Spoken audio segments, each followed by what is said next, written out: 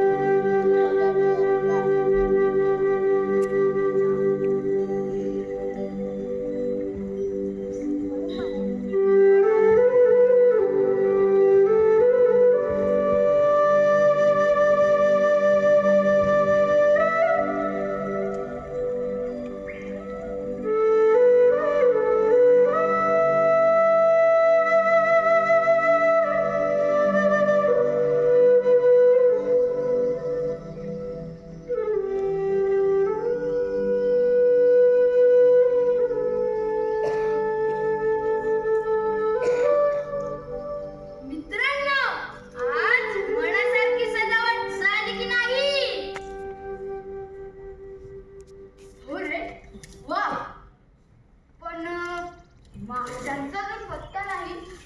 उरे कोकिल, पण तू नको काळजी करूस. ठीक आहे. निघालेच ते. मी बघितलं त्यांना. काय? आणि हो, त्यांच्याबरोबर हुक्या, जोडपेडी आणि नील पण आहे. चला म्हणजे खूपच छान. हो रे हो बिटू, धमाल करवा. स्पर्धांचा स्पर्धांचा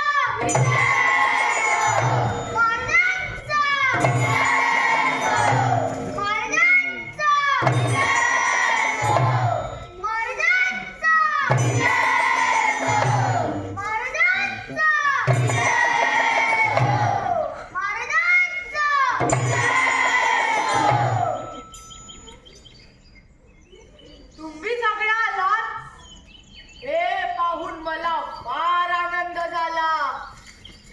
या वर्षी वनदेवतेचा उत्सव आपण मोठ्या प्रमाणात साजरा करणार आहोत. या वर्षी पूजेचा मान आम्ही काऊला देत आहोत. धन्यवाद महाराज. आता देवीची प्रार्थना करूया. सुरमणी, कोकिल आणि सगळ्या प्राण्यांनी प्रार्थना म्हणावी. जशी तुमची इच्छा महाराज.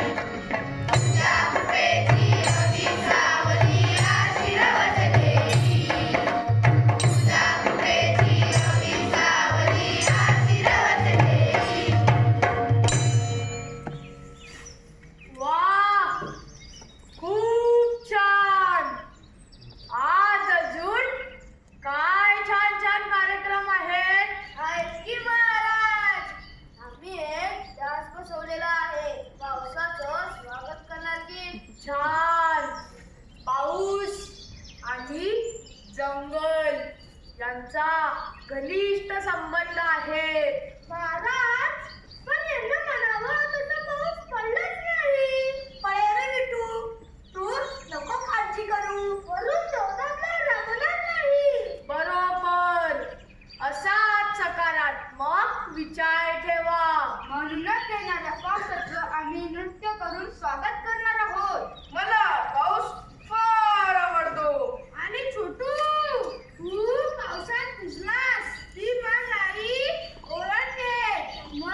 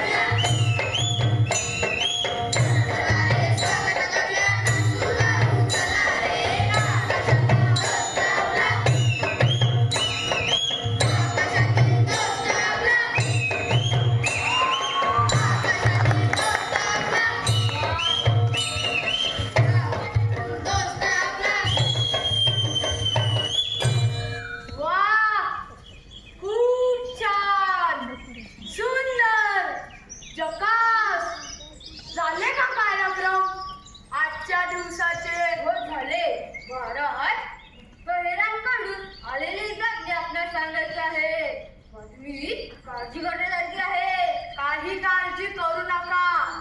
आपण आपल्या गुप्त चर्चा माझ्या गुहेत जाऊन करू.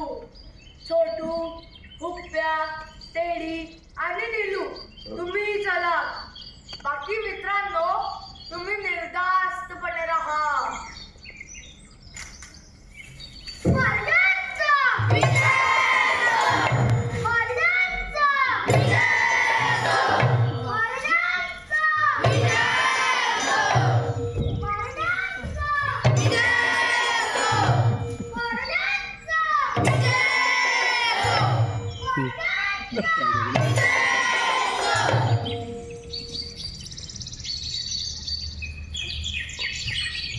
जंगलात काहीतरी भयंकर घडत आहे. हो, पण आपल्याला काही सांगण्यात आलं नाही. त्याचा अर्थ ते फार भयंकर नसावं. नाही, ते शक्य आहे का? कोणाला काही माहिती पडलंय? मला थोडं माहिती पडलंय. सांग ना मग. हो, सांगतो. जंगलातल्या छोट्या प्राण्यांना आणि पक्ष्यांना धोका आहे. पण कुणापासून? माणसापासून. हे एवढंच ना? त्यात नवीन काय आहे? आपल्या कित्येक पिढ्या ते सहन करताय. पण धोका नवीन आहे म्हणतात. म्हणजे तेच तर माहित नाही ना. काही काळजी करू नका. महाराजांना सारं माहित असणार. ते काढतील यातून मार्ग. सकारात्मक विचार करा. बरोबर, महाराज नेहमी हेच सांगतात. शिवा, तुझं म्हणणं खरं आहे. आणि तसं काही गंभीर असतं तर महाराजांनी आपल्याला अंधारात ठेवलं नसतं. आता कसं बरोबर बोललास मित्रा? थांबा. का गचू? तुमचं लक्ष कुठे आहे? सगळ्यांच्या बोलण्याकडे. हो रे, पण एक जण अजिबातच बोलत नाही. त्याचं काय? हो की ग, हा विटू काही बोलतच नाहीये. विटू, ए विटू, काय? कुठं लक्ष आहे तुझं? आम्ही काय बोलत होतो माहिती आहे? हो, जंगलातील पक्षी आणि छोट्या प्राण्यांवर आलेलं संकट आहे त्याचं लक्ष. याबद्दल तुला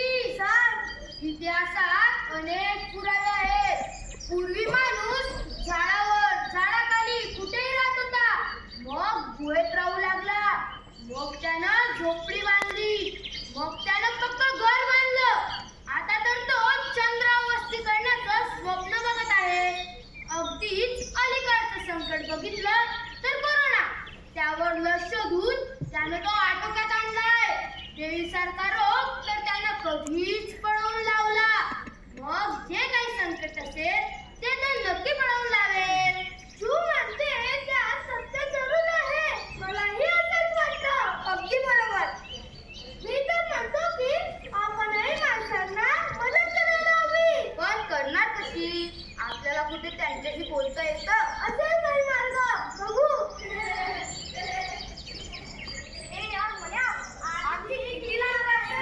आपल्याला ज्या ठिकाणी जायचंय ते ठिकाण आले आहे.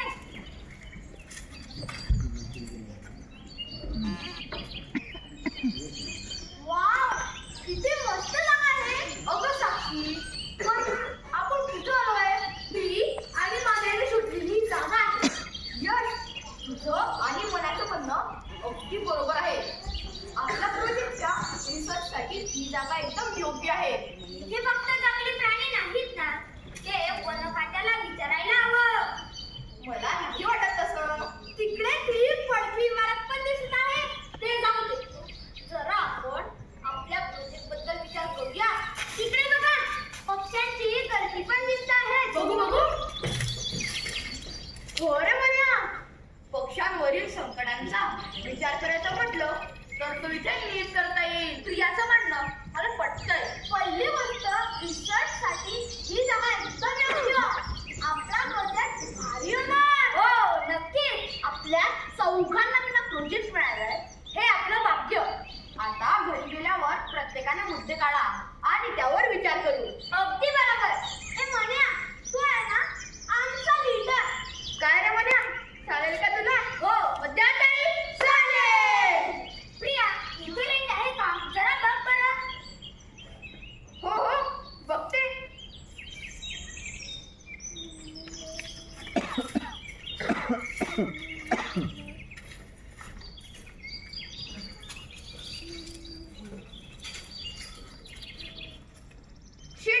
नाही रे मन्या, रेशचा तर इथे पत्ताच नाही. म्हणजे काहीतरी इथं व्यवस्था करावी लागणार. करता येईल. हवं तर डोंगर आणू. चालेल, निघूया. उद्या सगळ्यांनी प्रोजेक्टचा सखोल विचार करून यायचाय. हो, पण मी काय म्हणते? बोल. सरांनी मान्य केलेला विषय एकदा सांगशील का? ऐका आणि रेकॉर्ड करा. थांब. तयार. बोल. शहरातील आणि त्यांच्या नजीकच्या जंगलातील छोटे पशु आणि पक्षी यांच्या जीवनावर पर्यावरणाचा होणारा परिणाम. अच्छा, हा आहे विषय. सगळ्यांनी लक्षात ठेवा. ओके.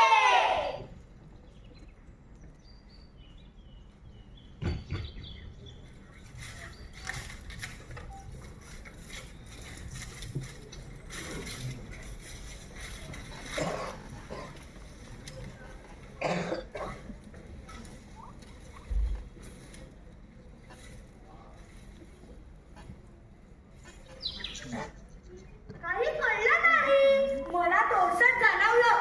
मला वाटतं ते आपल्याविषयी बोलत होते. कशावरून? ते गळत्यांकडे बघून बोलत होते म्हणून वाटलं. पण ती मुलं चांगली वाटली. नुसतं नाही हे कळलं. माझी हेच निरीक्षण. मी तर म्हणतो की आपणही माणसाला मदत करायला हवी. पुन्हा ते करणार कशी? थांबा. प्रजाजन हो, फारशी गंभीर गोष्ट नाही, पण मात्र दुर्लक्ष करण्यासारखीही नाही.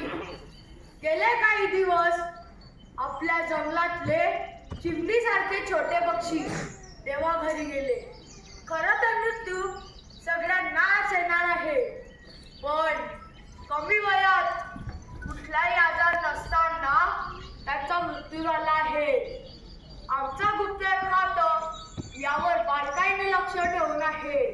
या संबंधात कुणाला काही माहीत असल्यास, काही बोलायचं असल्यास सांगावं. महाराज, खाली जमाई मुलं आली होती. ती याच विषयावर बोलत होती. मुलात चांगली वाटली. त्यातला जो लीडर मुलगा होता त्याच्या मनातली आमच्याविषयी तडफड मला जाणवत होती. जणू काही आमचे मन एकरूप झाल्यासारखे वाटत होते. कसं शक्य आहे माहित नाही, पण मला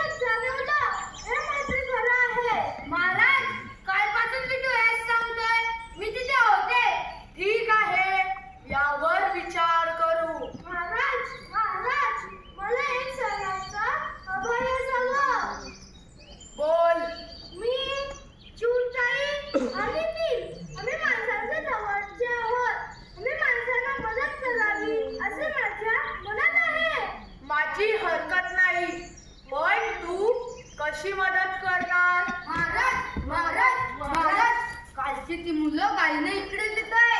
महाराज आपण इथून पटकन निघून जा. मी सुताई आणि नील आम्ही थांबतो. ठीक आहे, पण हे जंगल आपलं आहे. त्या मुलांना येऊ द्या.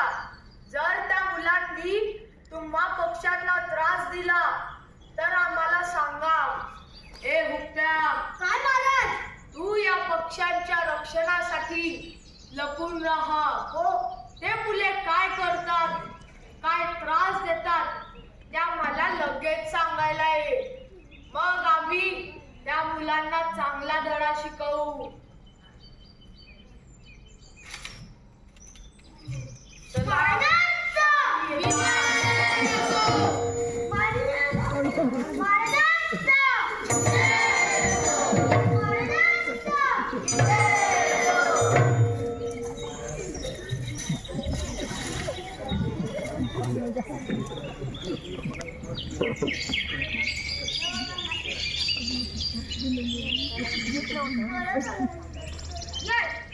साक्षी आणि प्रिया, आपलं ठरल्याप्रमाणे प्रोजेक्टचा अभ्यास केलाय का तुम्ही? यस म्हणा. आम्ही मग केलाय. सांगा मग. साक्षी, आधी तू सांग. संशोधन क्षेत्रातील गेल्या 5 वर्षातील पक्षी आणि छोटे प्राणी यांची अधिकृत संख्या मिळवणे, या परिक्षेत्रातील नवीन आणि जुने मोबाईल टॉवर्स किती ते मोजणे, त्यांची तांत्रिक माहिती घेणे, कॅमेऱ्याच्या साहाय्याने घरट्यावर नजर ठेवणे, मृतांची संख्या तारखेवर नोंदवणे, पक्ष्यांशी बोलू शकणाऱ्या, टेलिपॅथी करू शकणाऱ्याचा शोध घेणे, झाडांची संख्या मोजणे, शहरातील परसबाग आणि मातींच्या अंगांची संख्या मोजणे, शहरातील किती कुटुंब पक्ष्यांसाठी दाना पाणी ठेवतात त्याचा शोध घेणे. वा, सर्वांनी अभ्यास उत्तम केलाय. अरे ते बघा, मोर, पोपट आणि चिमटाई पण. आपलं लक्षच नव्हतं. मी काही दाणे आणले. अनापती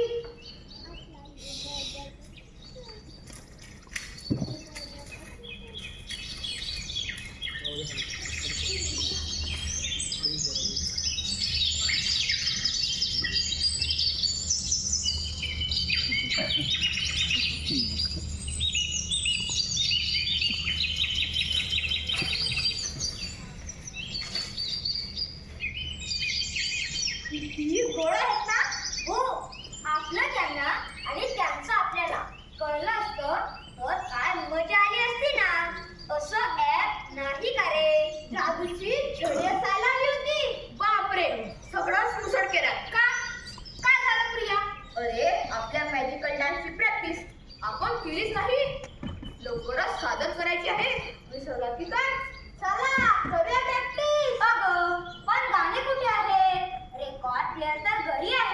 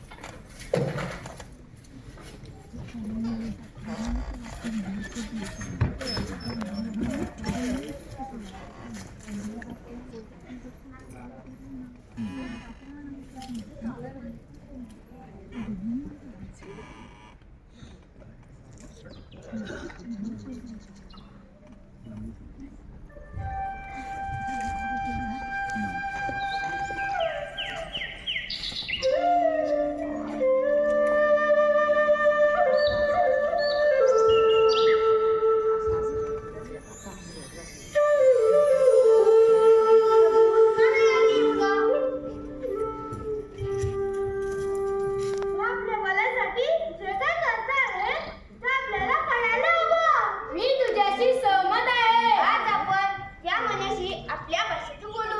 मला वाटतं त्याला आपल्या कळतं. पण ते मुलं काय नाहीत. थांबा, मी एकदा परत बघते. मी पण येतो. हो हो.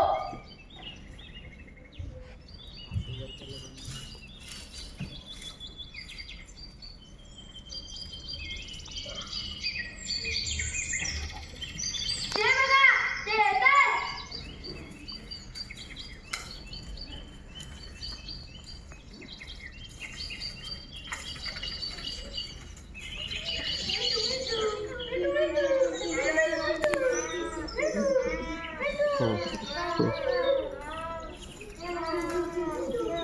पाहिलं त्यांना किती आनंद झाला ते. हो ग, मनाची बाग कशी मस्ती करत आहे. हो हो, मला कळलंय. बोलते मी नंतर. चला, कामाला सुरुवात करूया. हो हो, चला. रिपोर्ट द्या. साक्षी, आली तुझे. मोबाईल टॉवर आणि पक्षी या संदर्भात नेटवर मिळालेली माहिती अशी की वन्यजीव संरक्षण संस्था यांचं निरीक्षण एका बँकेच्या गच्चीवरील टॉवरला काळी शिरटीने धडक केली. रेडिएशनचा परिणाम असा की त्यावर शंभरातून पिल्ले बाहेरच आले नाहीत. याचा पण विचार करायला हवा. एक माहिती अशी सापडली आहे की मोबाईल रेडिएशन छोट्या पक्ष्यांना घातक ठरते.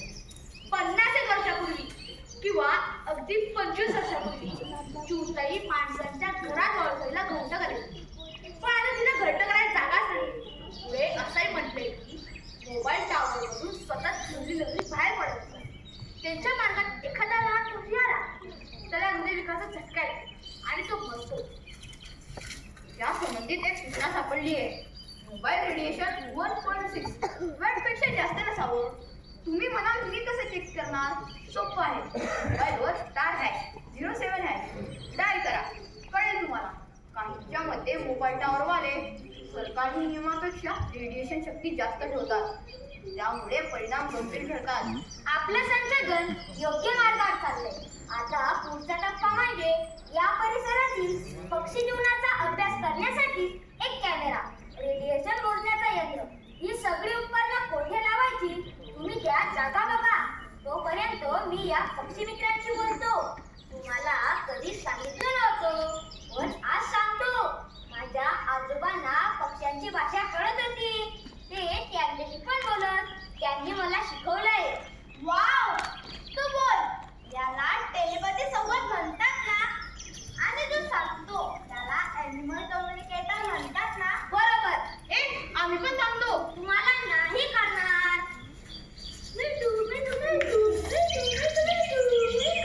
हो मिठू, तुमच्यावरील संकटांचा विचार आम्ही करतोय. अरे नील, आभार कसले मानतोस? आमचे तर कर्तव्य आहे ते. अरे चिवताई, तू तर आमची बालमैत्रीण. तू म्हणतेस म्हणून सांगतो. तुम्ही पक्ष्यांनी आता टॉवर पासून दूर राहिलं पाहिजे. नवे मोबाईल टॉवर वरतून मोकळे असतात. तुम्ही गळती करण्यासाठी तिकडे ओढले जातात. तुम्ही त्या पाईपमध्ये सहज जाऊ शकता, पण एकदा आत गेला की तुम्ही बाहेर येऊ शकत नाही. पुढे अन्न पाणी न मिळाल्याने तुमचा मृत्यू होतो. चला मित्रांनो, आता आम्ही वरचेवर येऊ. काळजी घ्या.